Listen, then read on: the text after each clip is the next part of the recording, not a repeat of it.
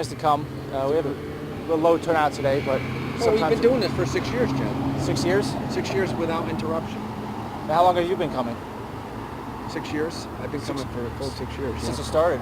Yeah, so I think what initially got us involved was the fact that we were realizing that not only were combatants dying over in Iraq, but innocent people were also dying as a result of the war. Huh. And this only fuels more anger and more antipathy against the United States. So we take a position, innocent people dying in the United States are not any more precious than innocent people in any other country.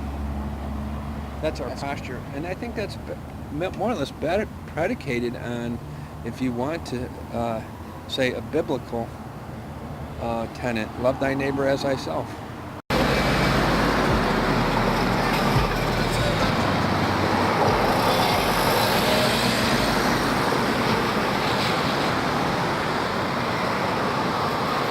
Years.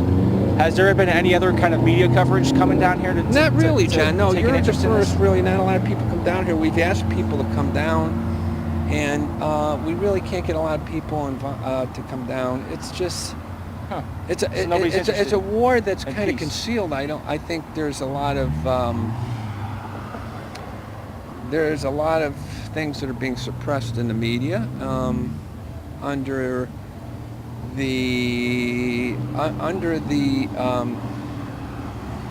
the category of classified information. Now, are those things that the government is afraid that if we see them, we might be more objectionable to the war?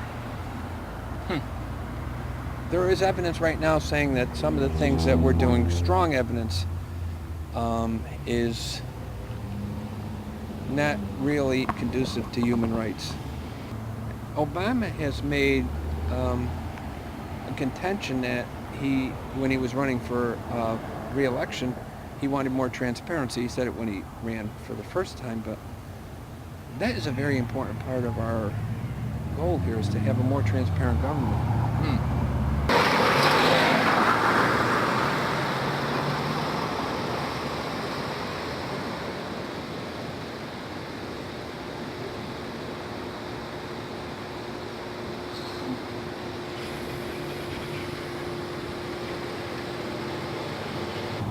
It seems to be when I participated several times, people would stop and they felt that you were being disrespectful to the War Memorial, standing out here in front of the War Memorial on West and South Street. So I was just wondering, how do you feel about that? My answer to that is, one of our signs, I don't have it here, but one of our signs is we love our troops and we want them home. A lot of troops are over there being deployed and redeployed and deployed again in violation of their original agreement with the military. And one of the things that people ask me, well, how about 9/11? We were horrified at the loss of nearly over 3,000 civilians. That was a horrible event. That was a horrible event. This is somebody who stopped once and said, how about 9/11? Yeah, well, when 9/11 first... Because occasionally people stop, they get very emotional. They'll ask us about that, but it's kind of dwindled, it's diminished. But after 9/11 happened, we did get that as a response. Why, how about 9/11? And my response to that is, could we get behind the mentality of a cause? Now, you got to remember, just prior to that, we were engaged in a conflict with Iraq. We had sanctions against Iraq. The vile hatredness was being nurtured for a lot of pronounced American sentiment. So it does not justify the horrible act, and we condemn that just as much as we condemn drone missiles falling on suspected targets. Suspected.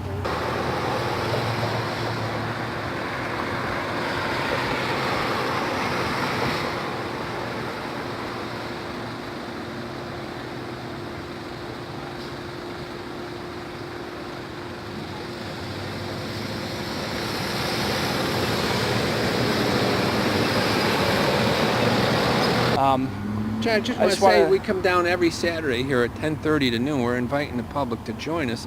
And, you know, I grew up in a family that said thou shalt not kill.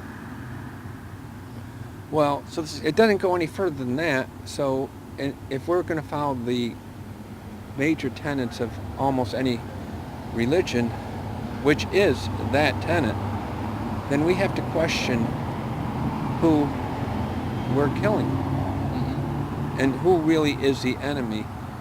And other countries have to perhaps do the same thing. It's got to be a mutual effort. However, innocent people dying is what I'm talking about here on the sign. So this vigil is every Saturday at 10:30 a.m. Every Saturday, 10:30 a.m. to noon. Till noon. Yeah, on the we corner invite the public to come down, and we do not engage in acrimonious arguments. We will talk to people politely, but we do not really like to go into rages or argue with people. That's been my experience here, and it's a nice experience always coming down here. And, you know, standing up and speaking out to end this war. That's obviously. Jan, I grew up in the 60s and 70s, and peace was something that was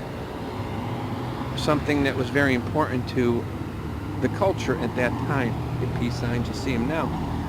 But isn't it funny when we're called to be peacemakers and when we come to a vigil, a lot of people call us traitors? Well, I don't understand that mentality. I mean, we're fighting for peace, right? Right. Supposedly. Right. Well, you know, I mean, we all have to. And are we going to ever get to that ultimate goal? No, but silence is the voice of complicity. Right. You can't be apathetic. If you don't say anything, then you're in favor of the atrocities that are going on throughout the world. Maybe we need a real international committee to work on these issues, not just the United States, England, France, all countries. Maybe the United States could be the leader as maybe the major military power.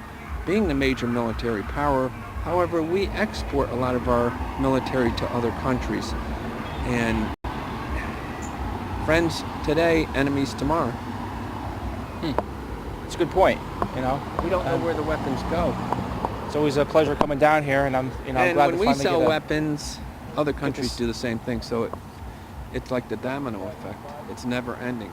It entrenches other countries in their military economies, and it further entrenches us. Thank you, Jen. All right. Thanks, Rob.